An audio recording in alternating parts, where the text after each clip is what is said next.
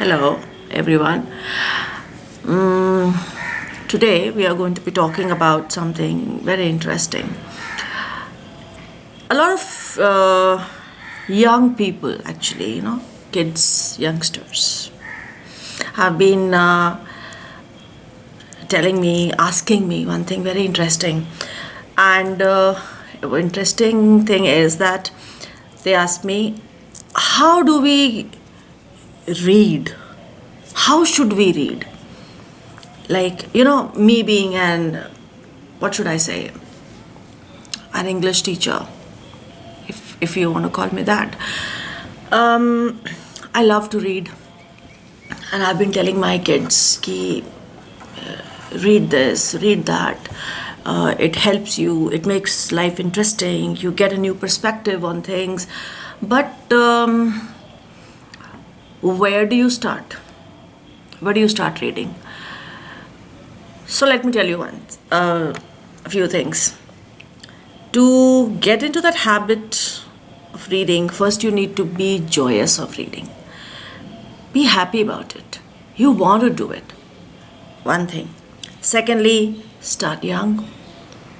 Start young means, let me give you an example. I was in fifth grade. No, I should go a little beyond that also. I think my I was probably in grade 2 or 3, I think, 7 or 8 years of age. And my father used to be very much into it, ki, your language should be good and you should be able to speak. Because I used to be very quiet type of a girl, surprisingly. So, so what did he do? He would subscribe to various children's magazines, which I did not find interesting. But gradually, what happened? And the most interesting one which I got, and many people of my age, my generation, probably a little elder than me also, would understand what I'm trying to say. That my father subscribed to a magazine called Chanda Mama. Now, Chanda Mama is, I think it's still available, and it's gone various transformations. But the thing is that it was quite a revelation to me, because it's not just a children's magazine.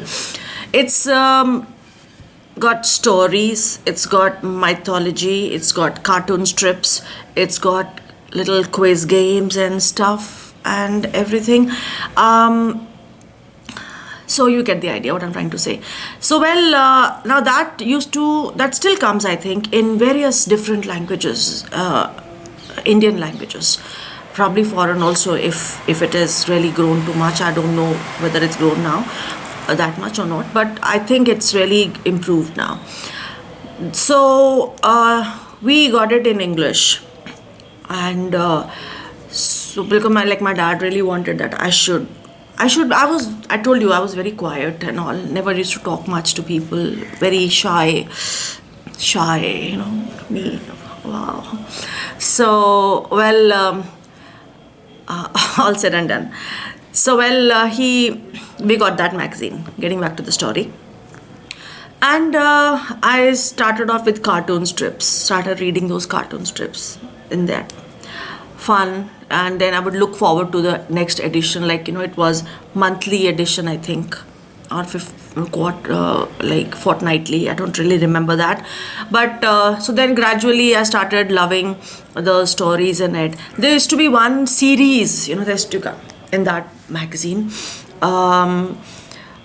Vikram और बेताल, ऐसा कुछ करके, some kind of stories, Vikram और बेताल की कहानियाँ, or adventures of Vikram and Betal or something.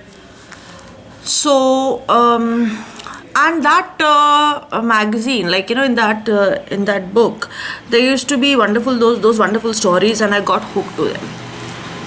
Okay, I was a kid, like 7, 8 years of age. Then that was like not much of my much, like I wouldn't say it was my serious reading or something, but that's what it was.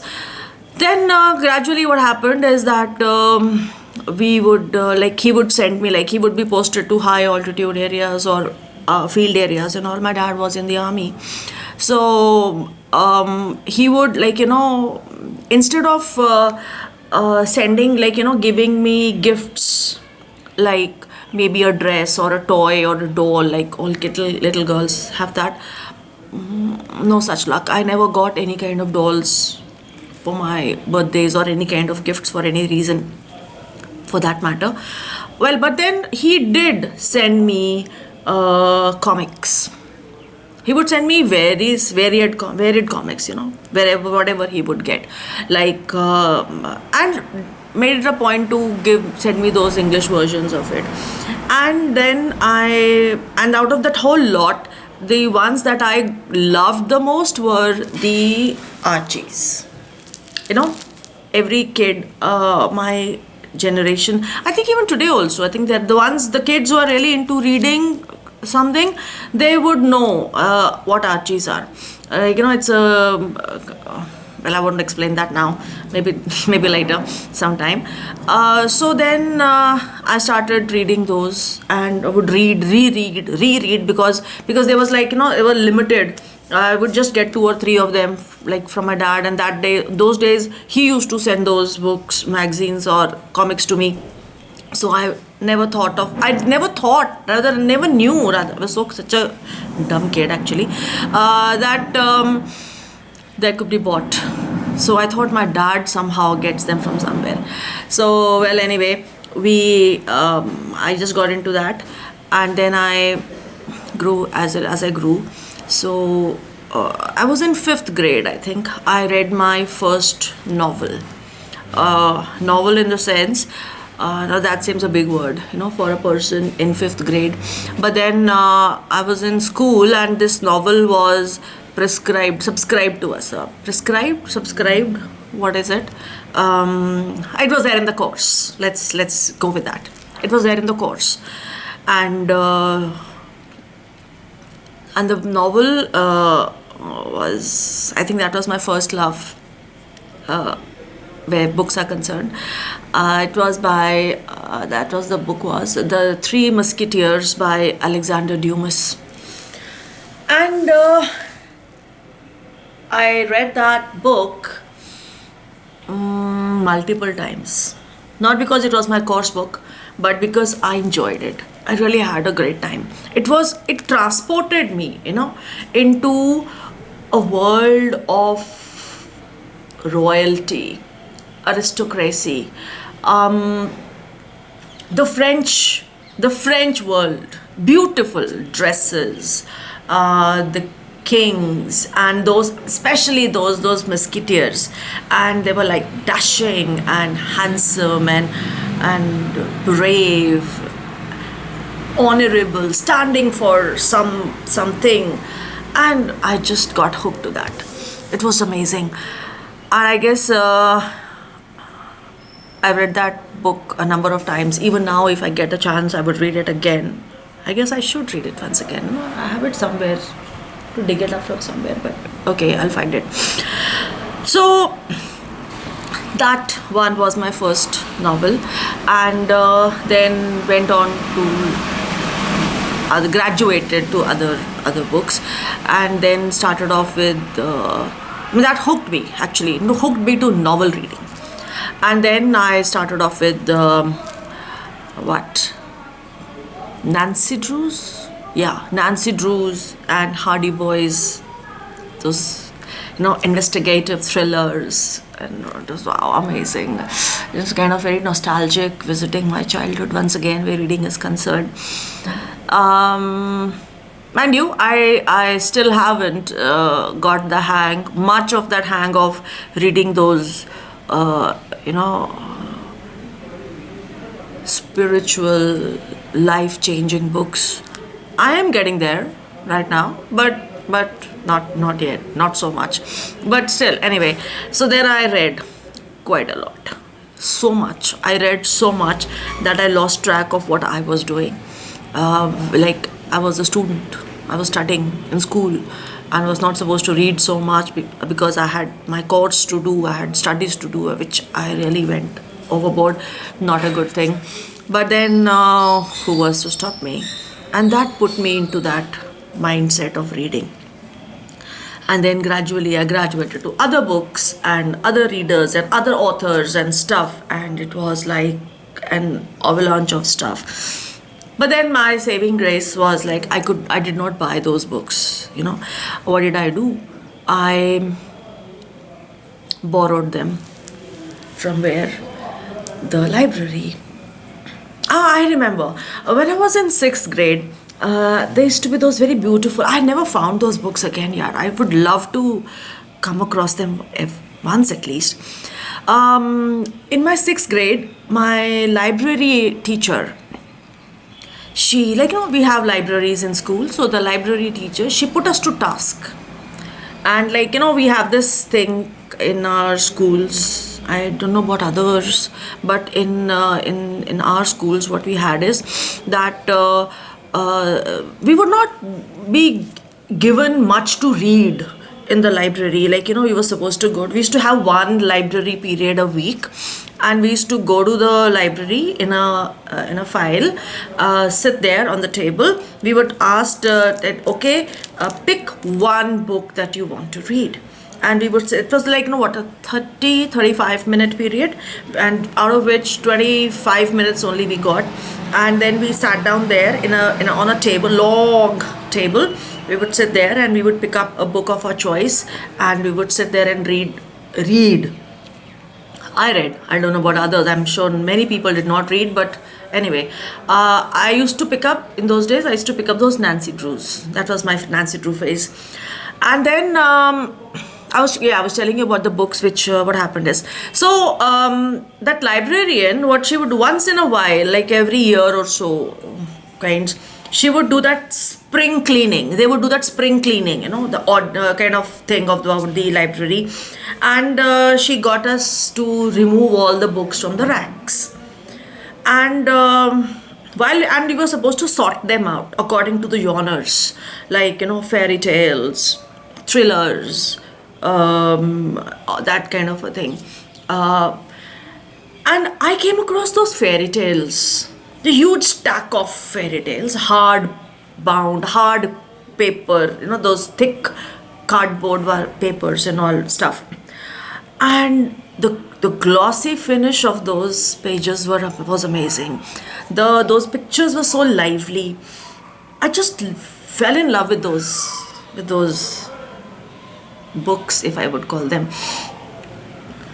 And while we were supposed to be sorting them out, you know, put them in order, but I guess I ended up reading them for most of the time, and rest of my friends, they sorted out stuff, complaining I was not doing anything, but somehow I just managed to do that. Read.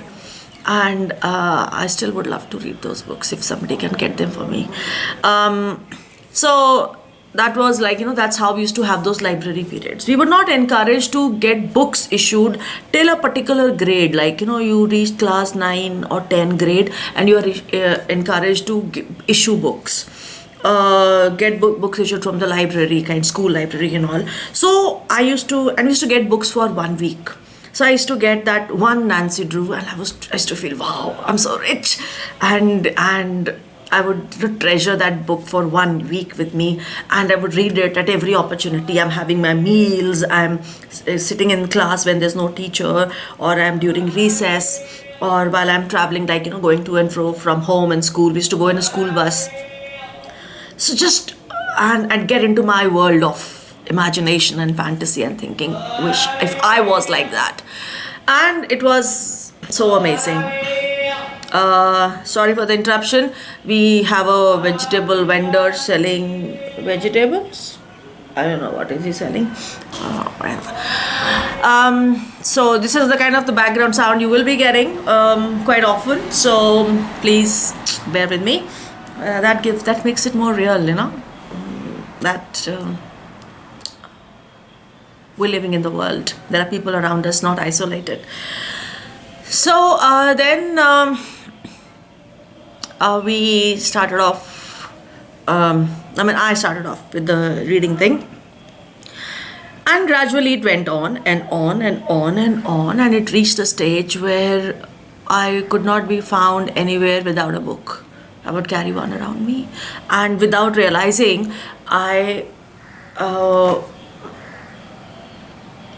had fallen in love with reading, and I became an avid reader. It just happened, just happened. And when I got into that thing, I gradually started imbibing the thoughts and the ideas given in the books, like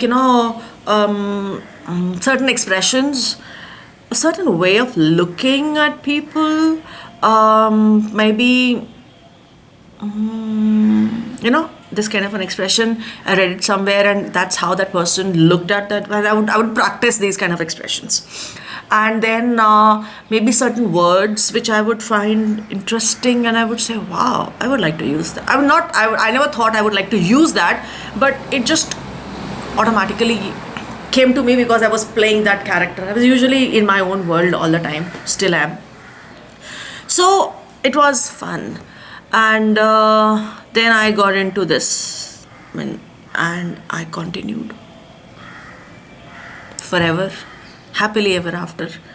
And today I've reached a stage where I have books lined up everywhere, and I love to read them. I read them hundreds of times. I read new books, of course, also. But as I've grown, I've graduated. With time, my thoughts matured, my behavior, my thinking became a lot more sorted out, if I should say. And I started realizing things around me were not just fantasy all the time. Many would disagree with me because people would say life is just not a fantasy. But okay, to each his own. Everybody's got their own views. And so I kind of just fell into reading. And that's it. So if you would like to get into this kind of a thing, it's an adventure. Get on the train of reading. It's fun. But my premise, my reason for telling you this whole thing, story of my life. I'll be telling you lots of stories of my life, okay?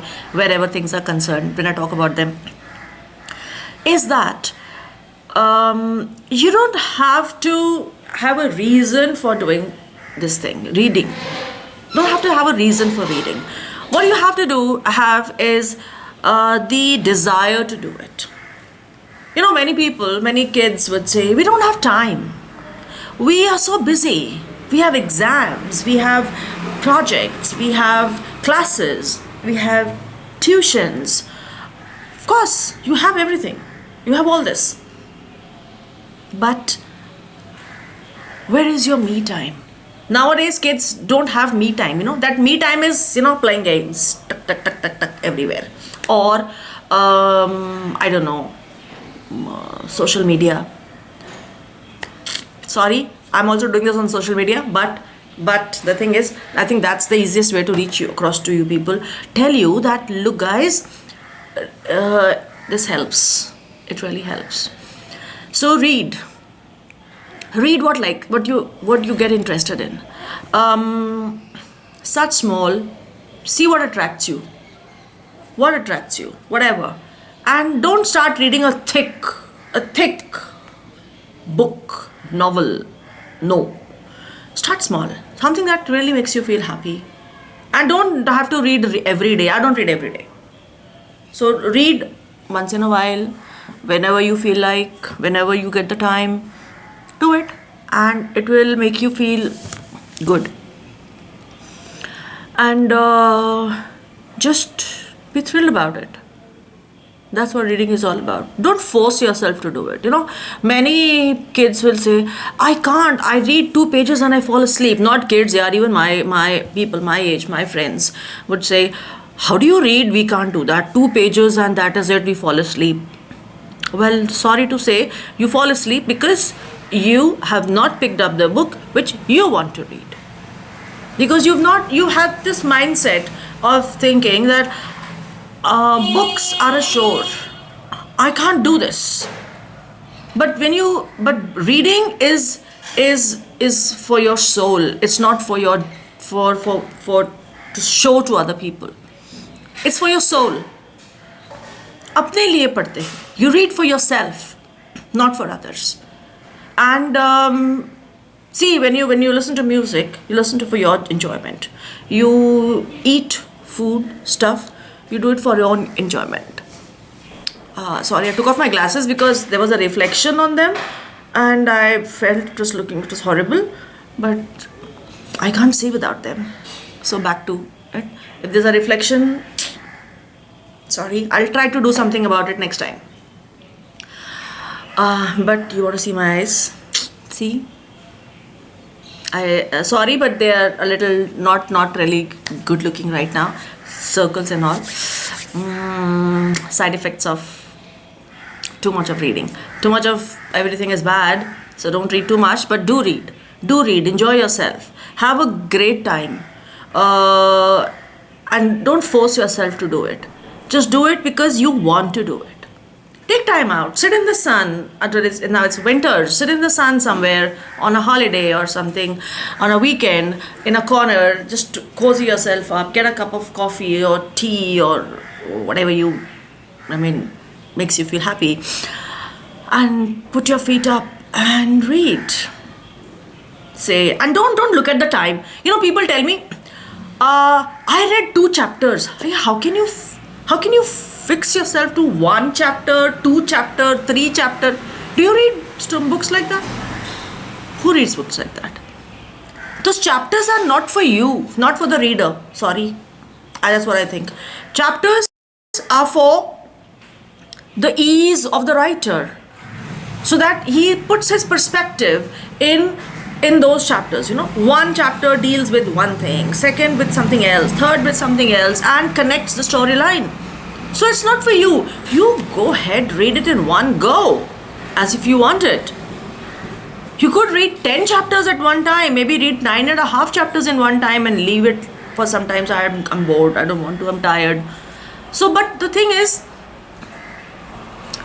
do as much as you wanted, and do read the ones which you really enjoy. That would be the fun in it. Okay, so I guess that's it. There's too much of noise. So guess that's it. One should make an effort. Go ahead, do it. In the coming, I think there are going to be exams coming in. People will say, we have exams, they don't have time. Let me quote one of my principals. When I was a student, one of my school principals, my dad was in the army, so we moved around a lot. So a lot of schools. Every 3 years, new school types. So one school, when I was studying, there used to be a wonderful principal. He used to say, if you have the confidence in yourself, in your own preparation for your examination, or whatever, tests or whatever, you will read even during the most stressful time. And when you read during your most stressful time, it brings you peace and quiet. It helps you settle down. So I learned that. Started reading that in those times when I had exams, fear. People would be doing that last minute revision. Oh, let me just go through this. I should not miss anything. And I would sit quietly in a corner and read my book, whatever it was, totally irrelevant to my syllabus or examination. But that helped me to be a person who would just chill out with things and enjoy. Do that. Be happy. Whatever makes you happy. So that was my monologue, as one of my students would say, my monologue on reading. How would you get into reading? I got into it like this. You may have not yet discovered that joy of reading. Go ahead, discover it. And you'll find a new world open to you. And that would be